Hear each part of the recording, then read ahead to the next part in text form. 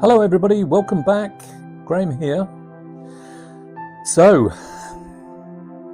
I remember telling you about in January, having my bloods done, and what I found out is my PSA had started to normalize, which then opened the door for me to have my radiotherapy. Now, radiotherapy was going to be a 6 weeks course or treatment, and the treatment would be Monday to Friday, and it's about a 25-minute process. And I don't want to go into too much detail, but if you want to know what radiotherapy is, it's targeted process of radiation that hits the prostate in an absolute certain place where the cancer is active. And it has a whole host of, again, more side effects. It can burn the skin, it can dry your skin out very much. You know, they advise you don't have baths, because a whole host of issues that are surrounded by the side effects. But look into that if you're interested in what the side effects of radiotherapy are. So, just going back, I had the phone call from the doctor. They booked it in, and I do recall it started quite early in January. It did, yes. I think it was around the 6th of January. And which was good for me because would come out of Christmas, I was still on a bit of a high. And I had the aim to really get myself into a much better place for that year. You know, the New Year resolutions and all these things. One of mine was, I'm going to get myself in a much better place and deal with all my aches and pains and other little things that were going on in my life. Now, before I start going on to the radiotherapy, one of those things was I wanted to address my blood pressure, because at the back of my mind, I thought I had high blood pressure, but never really looked into it and treated it. So one of the things I bought in January was a little mechanism where you can, test your blood pressure on a daily basis and start to record all the findings. So I bought that. I started to make a little log. I would do it 3 times to get the average. And sure enough, it started to come back as abnormally high. And I did this over a week. And the reason I was addressing this is because I was having really quite bad headaches on a regular basis. I'm talking about every other day. And I, again, as most men do, they put it down to something else. They don't specifically say, that's high blood pressure. No. This was, I'm getting old, I've got cancer, I'm a little bit, stressed with it all, I'm getting headaches. It wasn't that. So I made this little table of all the results, the averages, and looked up and found out what, is in the normal, what is above normal, and what is high. And mine were consistently high, my readings. So what I did, I went off to one of the pharmacists, and they can do it for you. They can have your blood pressure done. And they did it. And I remember the pharmacy, the lady who did the readings for me, or took my blood pressure, she said, and funnily enough, the pharmacy is right next to my doctor's surgery. She did it 3 times. She took the average and she said, I highly recommend you go round and ask for an emergency appointment with your doctor. And funny enough, that just sent the alarm bells, you know. And I said, you know, are you sure? Because, you know, I do have cancer as well. I'm going through stage 3 and blah, blah, blah. She said, no, your blood pressure is extremely high. Go round and ask the receptionist to book you an emergency appointment. I did. I went round and I told her where I'd come from, what the readings were.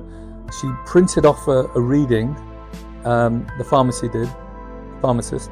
She gave me that. I said, give that to the receptionist. I gave it her. Her face literally went a little bit pale. She furiously tapped away at her computer and asked me to sit down. To cut a long story short, within 1 hour, I was back at the pharmacist with the prescription for high blood pressure pills. And after taking them, and there was a week of me adjusting to those tablets and having a few of the side effects, my life changed yet again. The headaches stopped. The whole host of things surrounding high blood pressure, but everything started to drop down. I just felt a lot better in myself, and to this day I can count on my hand. You know, I'm talking about nearly a year on.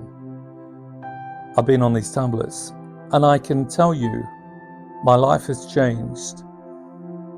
And I feel a hell of a lot better. So just a quick message. Anyone who, you know, has all these symptoms that are going through what I'm going through, don't put it all down to your side effects of, you know, the testosterone blockers or associated with, you know, stage 3 cancer or stage T1, T2, whatever. Address your health issues, because little things can make a huge difference.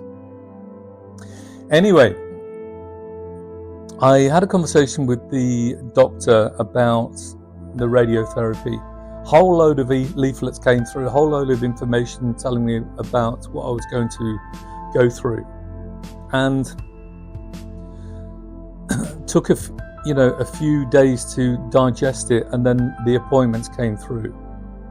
And as I said, it's going to be 6 weeks, 5 sessions a week, until, you know, I've gone through the whole radiotherapy. Now, I don't want to carry on now because I've actually ran a little bit longer than I thought because of telling you about other fictions. But this episode was really about January, getting my health issues into some type of way I could deal with them, and a big tip to getting the high blood pressure dealt with. Anyway, great to tell you my story. Thank you so much for joining me. I'll see you again on the next episode, and bye for now.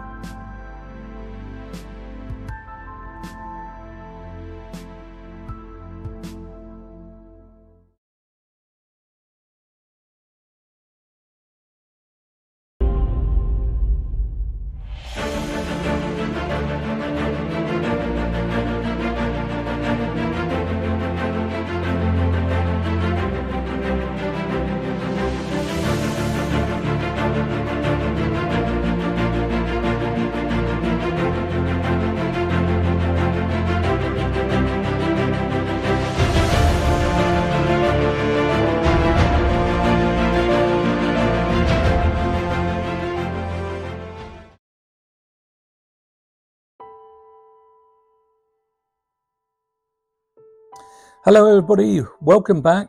Graham here. Welcome back to another episode. I was getting ready for this episode and I wanted to tell you very much about prepping myself for the radiotherapy. I got a little bit sidetracked on the last episode because I told you about my high blood pressure. and how I dealt with certain issues that was going on in my health. But I want to get back on track now and tell you the story about the radiotherapy, or start to tell you the story about radiotherapy. Before I started the radiotherapy, I got an appointment to go back up and for them to do a test, or what they do, they size everything up.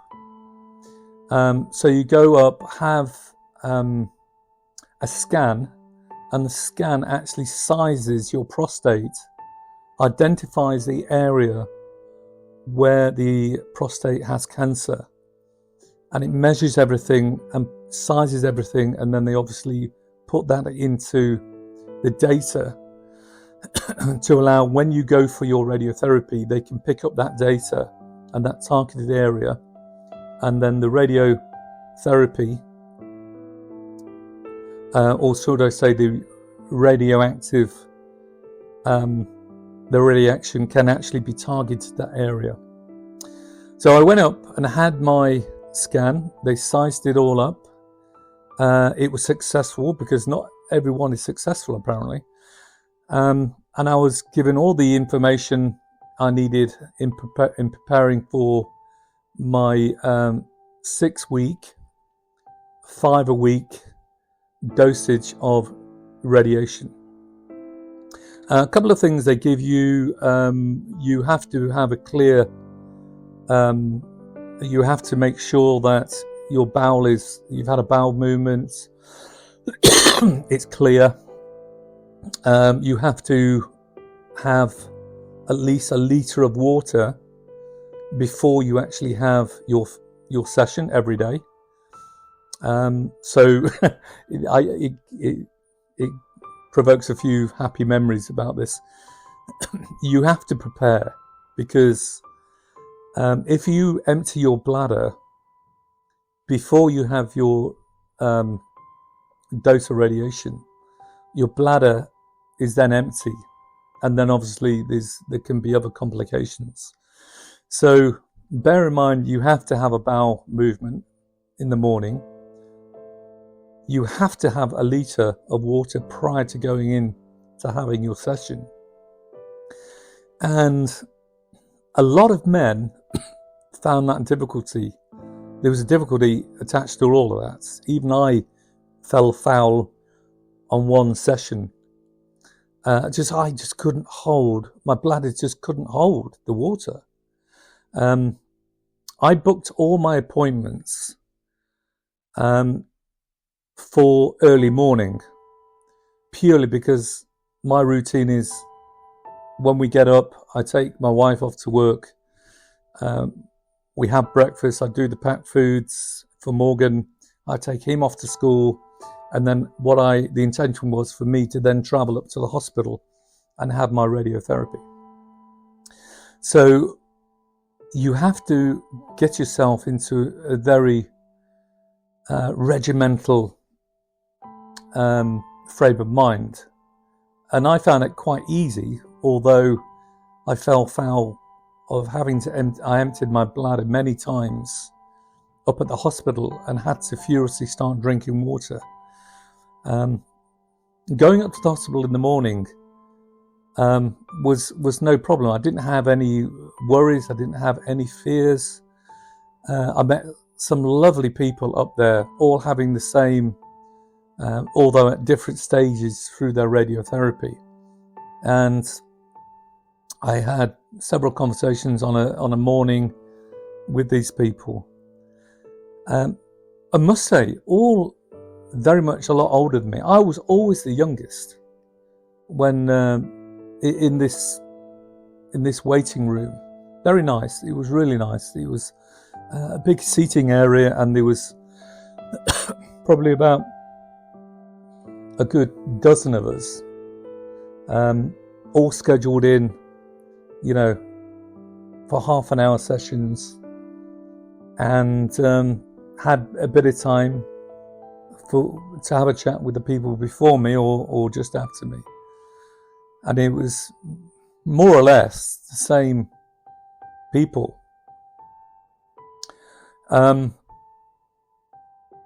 So my routine was very much to have that water, or start drinking that litre of water, probably about half an hour before I started to go up or make my way up to the hospital. So I used to have it in the car, and I had this water bottle, and I would be, taking drinks and, drinking, every 10 minutes, because that's pretty much what you've got to do. You've got to drink the water, allow it then to process through, and get to the point where your bladder is full. There was several times I was sitting in that waiting room, and my mind had set on a certain time that I was due to go in, and if they were running late, that was it. I was done. I had to empty my bladder. I could not hold it in. Because I don't know if you've ever tried holding a litre of water that had processed through your body and into your bladder. It's pretty hard. I remember when I was, younger, and I used to go out for a night out, and after the second pint, that was it. I was backwards and forwards to the the toilet. And it was funny because there was many people who were either drinking that water when they got there, and they got there at probably 20 minutes before they were called in. And I found it easier to start drinking just as I dropped off Morgan, and then I was driving up to the hospital. But anyway, more about the actual process. Once, I was sitting there and had the water and I was comfortable, I was called in, and off goes everything. On with the gown, lift up the gown. They set the machine as in the coordinates and the measurements, and it was a process of backwards, forwards, backwards, forwards, targeting the prostate. And the first one went okay, went well, didn't feel any side effects, and I thought, hey, this is pretty easy. I'm going to fly through this. But anyway, there was more to come. I'll tell you that a bit more on the next episode. Thanks again for joining me. I thoroughly enjoy telling this story. It makes me feel a whole load better. Thanks again.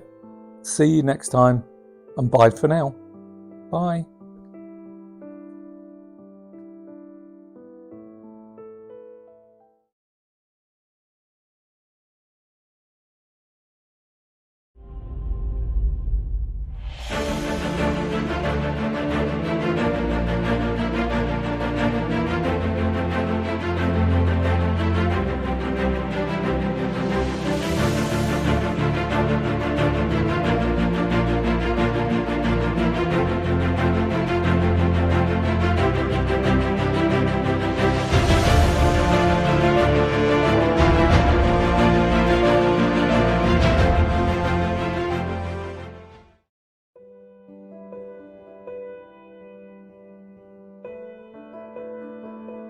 Hello everybody, Graham here. Thank you for joining me on the channel, and we are now going into parts of my treatment that to some folk would be quite alarming, given, and bear in mind I'm just recapping on the experience of the radiotherapy and the starting of that, but also pre the radiotherapy, we were having the process of sizing up my prostate, identifying where the cancer is in the prostate, and getting all the information together to allow a targeted radiation of the cancerous cells in the prostate. And I know that sounds quite dramatic, it sounds quite real for a lot of people who are going through this. And it is to a degree, but one of the things you have to remember is you go through this to obviously get to a point where you can look to the future without cancer. And the reason I say this is because when you go through that process of the side effects of the Lupron, now that word Lupron puts a lot of fear into a lot of people because that is the testosterone blockers that suppresses a lot of things in your body. Lupron for me, in the form of the injections every 3 months, and still is quite horrendous. Now what I'll do, I've just written down quite a few of them and I'll go through them. Now Lupron is the injection that a lot of us are all taking, and you take that in tablet form before you go into the radiotherapy. It's pretty much it's a blocker, it's a testosterone blocker, and I started in tablet form, then went into the injections on a monthly, and then moved over to the 3 monthly. And the side effects are not as bad now, but at the very beginning, I mean, I was going through hot flushes, swelling, headaches, bone pain, nausea, depression, and I'm going to go through all of them because a lot of you guys out there, the same as me, can tick off probably 10 of them. Trouble urinating, fatigue, rash, erectile dysfunction, chest pain, sweating, testicular shrinkage, that's a big one. Mood swings, back pain, trouble breathing, weight gain, blurred vision, diarrhea, dizziness, muscle loss. Now I can pick probably at least 60% of those that I'm still going through. And I haven't mentioned things like the growing of breasts and the midsection weight gain. But I'll just list a few that I'm really still, having problems with. Fatigue, chest pain, sweating, testicular shrinkage, mood swings, headache, hot flushes, swelling, blurred vision, muscle loss. See, I'm going 60-70% of all this. And I'm sure you guys are as well. I mean, we all go through this. It's just about how we deal with it and how we actually incorporate it in our daily lives. Because moving forward is very much about the mental strength you have to bring it in and say, okay, bear in mind my prostate cancer was very aggressive. So I'm going to be on Lupron for probably 3 years, and I've done 1.5 years of it already. And how have I dealt with this? I've just started to try and deal with the side effects in a way that they don't overtake my day, or they don't overtake my daily activities. In the early days of Lupron, I couldn't go to the shop without wanting to urinate again. It was a very intrusive position to be in, because you had to plan whether you go out somewhere and think, well, I'm going to try and empty my bladder now, because in 10 minutes time I'm going to want to go to the toilet again.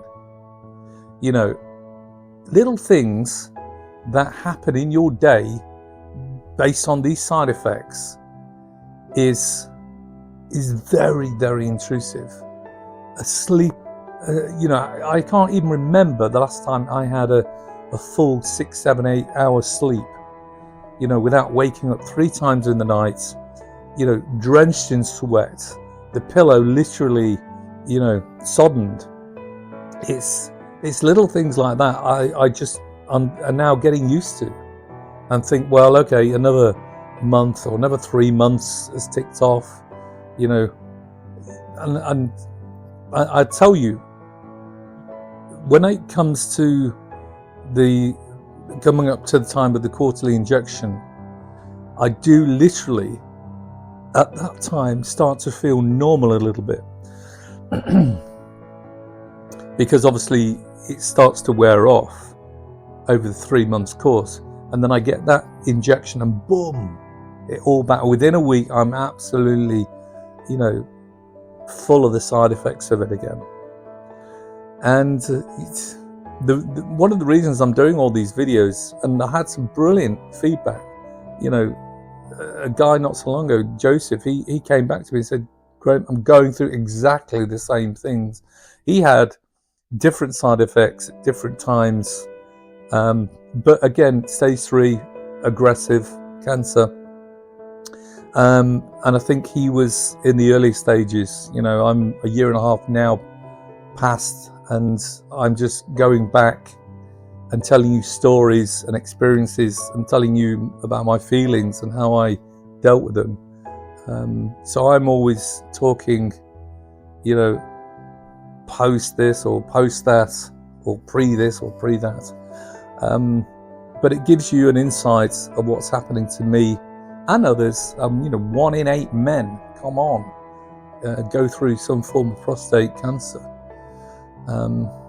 But that's just a little bit of the story about Lupron and the side effects, and I'll tell you more about it because there are different levels of the Lupron side effects that happen to me. Anyway, I hope you're enjoying these videos, because I am. And for now, I'll say goodbye, and I'll see you on the next one.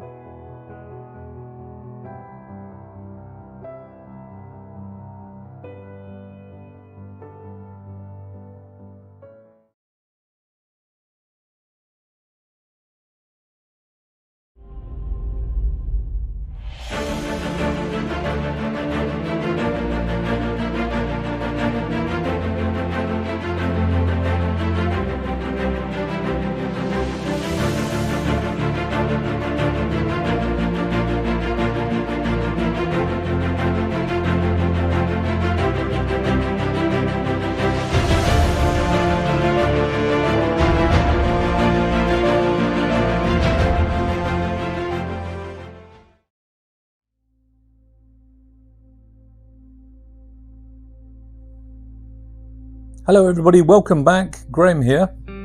Thank you for joining me on the channel, and thank you for all the positive feedback I'm getting, and obviously the subscriptions and the likes. It's really encouraging, and it's helping me go through my journey in a much more positive way. So last time I was telling you about the side effects of Lupron, and I didn't actually mention about the side effects of the radiotherapy. These radiation beams that are targeted in the prostate.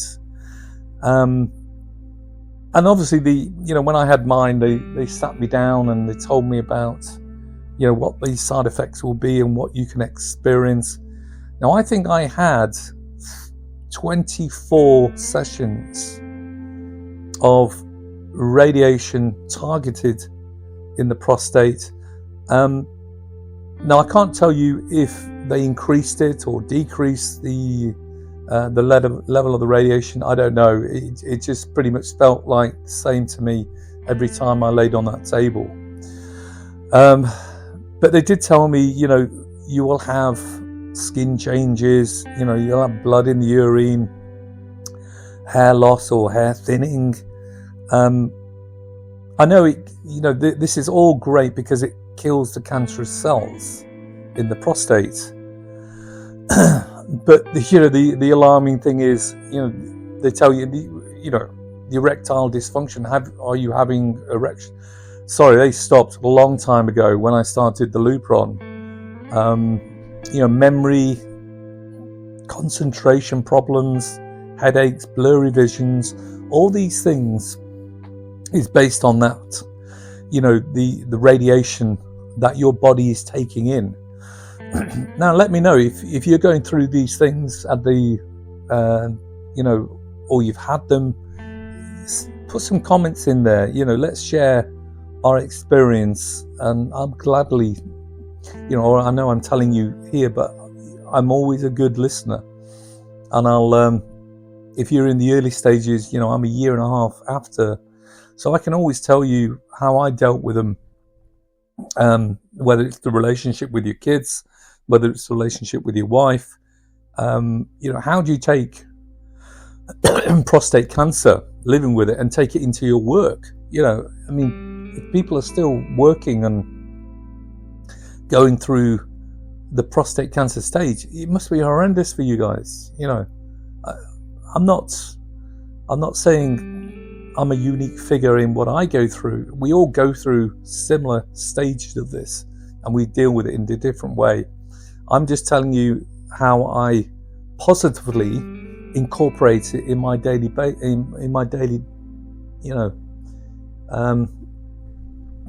my wife, and the relationship with my wife has been steadfast. She is an absolute rock. She helps me through where she can, or she knows when to just leave me alone, or so do my kids. Morgan, he's only 9, bless him, but he's just a hug and a kiss machine. He'll come up and give me a big hug. My oldest, he does his bits, and so do the family. Everyone does their bit around you. But I said in previous episodes, and I think there was an episode of Who Do I Tell, in the very early stages of it, and it was all about not having other people, feel obliged or the want to actually try and help you in some way. Sometimes you just have to get on with it and deal with it. But remember, there is a start, a middle, and a finish. And as each, 3 months go by and that Lupron injection happens, you tend to get to know your highs and your lows of the process. And that's, I guess, one of the things I started to find ways for. How do I deal with the hot flushes? How do I deal with, my skin drying out? How do I deal with the headaches? How do I deal with the muscle loss, the dizziness, the vision loss, or, the blurred vision, concentration, all these things that I've mentioned? I'm sure you guys are having exactly as many as I, if not more, of the side effects. But again, how do you deal with them? I'll give you an example. One of the things is fatigue. I can be watching a movie and boom, I'll just fall asleep and go to bed. I'll wake up three times in the night, maybe 4, go and have to urinate. How do you go back to sleep? Then you wake up and try and function normally the next day. Those things are there, and they're in different levels of ferocity as the month ticks by, and then you're due for your next injection. One of the things I look forward to is, every 6 months, the senior consultant will ring up and have a conversation, and how are you doing, Graham? Yeah, pretty much the same. Feel fatigue, feel this, feel that, feel this. And one of the questions I always says, when will the injections come to an end? And I'm sure we've all had that question on our mind and want to say it. And consistently they will go back to, well, your cancer was very aggressive, so we're really having to make sure that when we stop this, it doesn't grow back, or there isn't anything left to grow back. So I understand that, and I take it on board, and I prepare myself for another 6 months of the Lupron. and I start to think, well, we've gone past winter now. Spring's here. I'm going to start doing some exercises. I'm going to, go out for walks. I'm going to, renovate the house or carry out maintenance on the house and get myself mentally strong and try and build physical strength back in me, because that is the step to make you feeling that little bit better.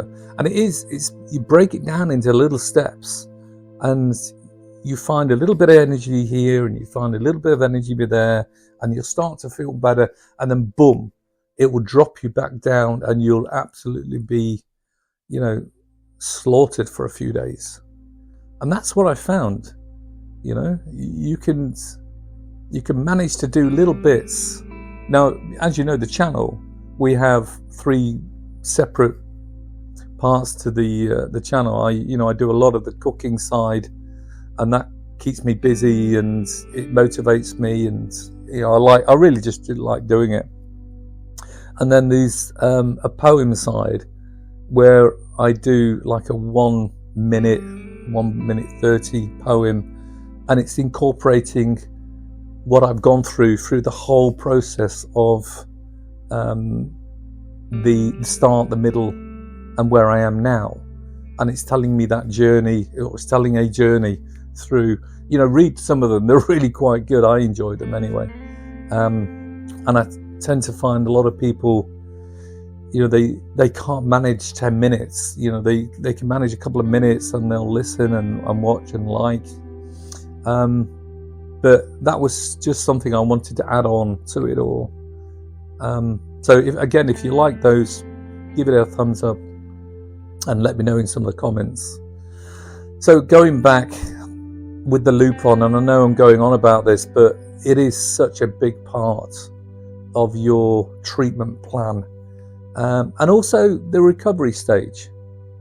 So I did mention a little bit about what I wanted to do, now the winter was coming to an end and the and the spring. So I'll talk a little bit about that on the next one. But again, thank you so much for joining me. It is an absolute pleasure having you here. So thanks again, and I'll see you on the next one. And bye for now.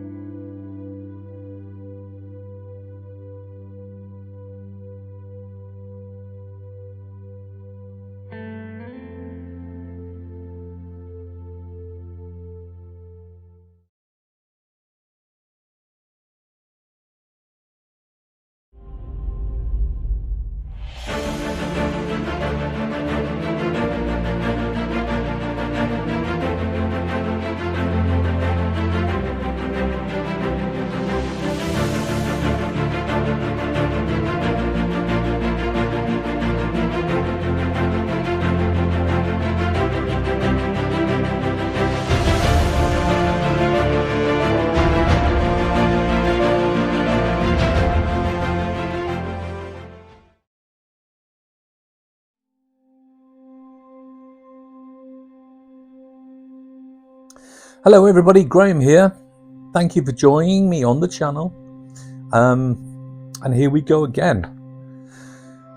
Last time I spoke about the Lupron and the radiotherapy, and then started to move towards how I wanted to move into a positive state of mind and get some strength back in my body, and try and soften the side effects of the Lupron. Now I've read up and I've did a lot of research and listened to a lot of other people and obviously the professionals out there who do this for a living, and they all suggest you've got to actually actively be active to start to bring some of the side effects down, and the muscle loss, the growing of breasts, the midsection weight gain, the fatigue, headaches, all these things, and building a little bit of muscle back is high on my list. So, as winter started to come to a close, spring was in my sight. The garden was a big thing I wanted to start getting on with. I always do every year. I try and do something in the garden, whether it's changing the grass to block paving, or the patio, resurfacing it or revarnishing it. Little things I always try and get onto. But the previous year I just didn't have anything about me, and I couldn't do anything. I couldn't do any physical work. I couldn't do anything that I just couldn't breathe properly. And I am a little bit asthmatic as well, so the whole side effects was compounded by a high blood pressure I had or have. It was also compounded by the asthma. So I was fighting pretty much on 3 different fronts just to stay normal and get a little bit of activity going. And people say, well, you got to do this, you got to do that, you got to do, how? And please leave me alone, kind of thing. But last spring, I managed to get myself in a good mental state, and I started to plan things I wanted to do. And one of the things, we have a decking area, and the decking was every year I'd varnish it, and I hadn't varnished it the year before, and the weather would set in, and then it would start to split a little bit, and the varnish would come off. So it was one of those jobs that I had to do just to make me feel, when I looked out the window, I didn't have this real, dirty, broken down bit of decking. So I was racking my brains, what can I do this year where I can solve the problem? And bear in mind, I've gone through all the different varnishes, the Ronseal, all these things that they say will last for, 10 years. It doesn't. Once the weather gets into it, it breaks it up, and it just, varnish just goes off. So I had one of my, moments of genius, and I said, this year I'm going to just cover it with a nice 3-inch foam, and then I'm going to put the artificial grass on top of it.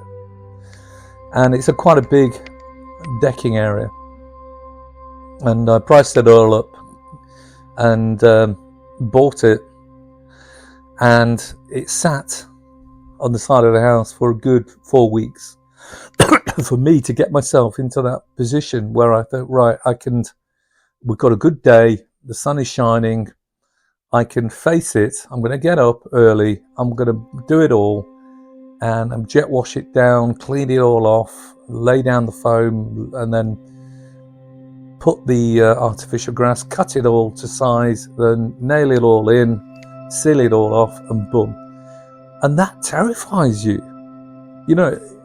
If you're listening and you guys are going through this, tell me in the comments that you don't go through similar, stages in this, where you're going to plan a job, you get a job sorted, you've got all the materials, and then you just can't face it yet. Well, that's one of my jobs that I wanted to do. I tried to get myself into that mental state, and I just couldn't quite face it.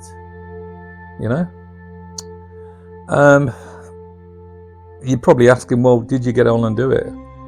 I did, and it was a very beautiful day where we live. We have really quite nice springs days, and I roped in the wife.